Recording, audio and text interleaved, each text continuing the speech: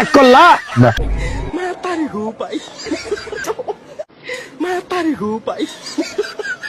हे प्रभु हे हरि राम कृष्ण जगन्नाथ।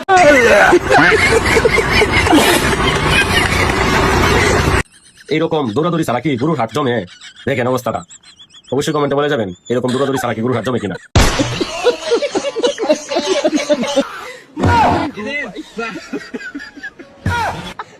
রাগ করলা